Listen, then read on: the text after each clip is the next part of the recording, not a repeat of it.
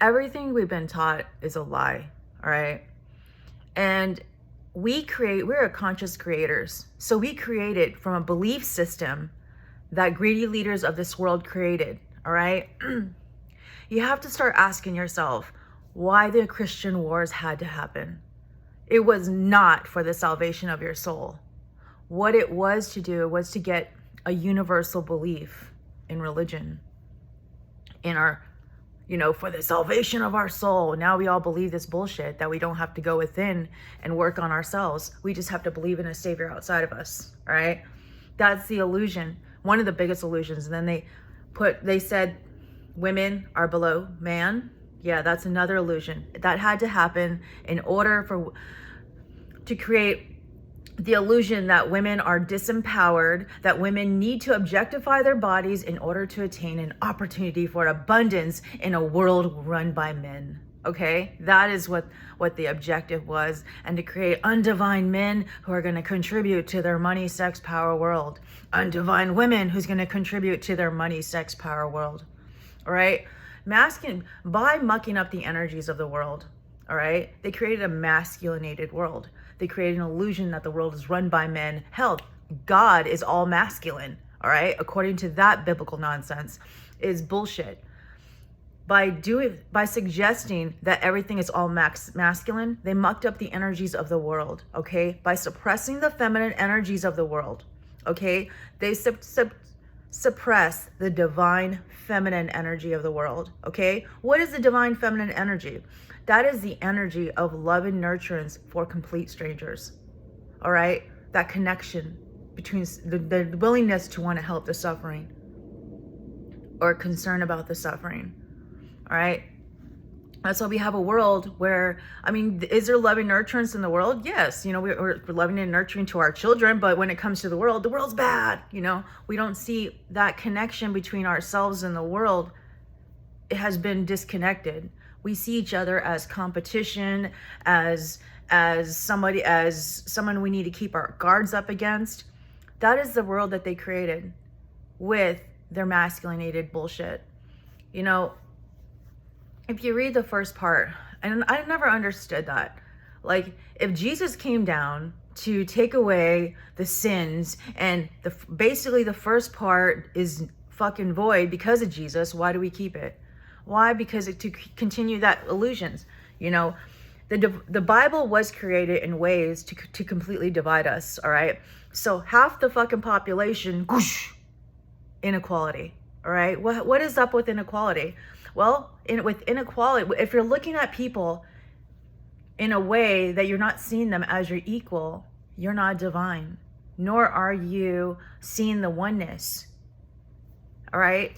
And then they added things in there like it's okay to have slaves. How much did the fucking Bible have influence on the Civil War when brother was going against brother? How much did the Bible influence that particular conflict? How much influence does the Bible have on the conflict that's in the Holy Lands?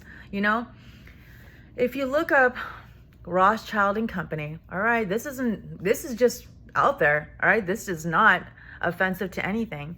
You'll notice that they have a division in there. It's called the geopolitical division, and they have a gentleman that runs it called Mark. His name is Mark Sedwell, and he's pretty decked out in war knowledge. And I'm just curious, like, why is somebody like that a part of a financial advisor? Why is that person? How is that person going to advise me on my money? But war is profitable. Wars. If rich people invest in wars, they'll make their money back. It's guaranteed to perpetuate, especially when declarations are declared in global bankers' names. This is for entertainment purposes only, just to get your gears going, peoples. All right. But they created this masculinated world. All right. Can you imagine if without religion, the world, you got the Catholic Church over there sitting on top of the fucking world's knowledge like a hen on top of eggs. The world would have their knowledge back. If we didn't have religion, the world would have their knowledge back. All right. it created that inequality. It created that masculinated world, all right? That money, sex, power world. Why masculinated world? Why? Because if we're deep in masculine energy, we're deep in ego energy, all right? We have a world where men can't cry, right? Do we not have a world where men don't feel comfortable to cry? Crying is probably one of the most important parts of healing. So we have it created a masculinated world where men are lustful and don't feel comfortable to cry. That kind of puts a healing process at stagnancy, right? You know, they created a world where healing is ridiculous. We're all egoic. It's all materialistic, superficial. You know what I mean? Money, sex, power. Now think about the 7 deadly sins: pride, greed, lust, envy, gluttony, wrath, sloth. Would you not say that this masculinated world contributes to a world where it's likely for those 7 deadly sins to occur? Would you not say that? That is the objective, people. Why? Because they want to keep the world in a survival paradigm of the map of consciousness, all right? The more people they keep there, the more people they have controlled, all right? The survival paradigm are controllable frequencies. They fear us going into the spiritual paradigm, all right? This is where this world you're going to start seeing it. You're going to start seeing the leaders of this world that they are making decisions to piss us the fuck off on purpose. Why? Because that lowers our frequency. So if we're going up and if we're in the healing process as a collective, trying to understand and have compassion for the world and learning to love and connect with each other, what are they going to do? They're going to put situations in our worlds that are going to frustrate the fuck out of us. All right. And so right now they're using politics. They're using they got proof for a train on the moon. Like, what the fuck? Like, things are just, they're not doing anything about matters. They're sending more money to fucking, they're making laws that don't, all these things that involve Israel and how they are quickly able to get things done should raise an eyebrow to you folks, okay? And I just want you to start seeing the world for as it is, because they are purposely doing things to us to energetically control us and keep us frustrated and angry, all right? That's why the inflation, that's why they pardon people who don't deserve to be pardoned, all right?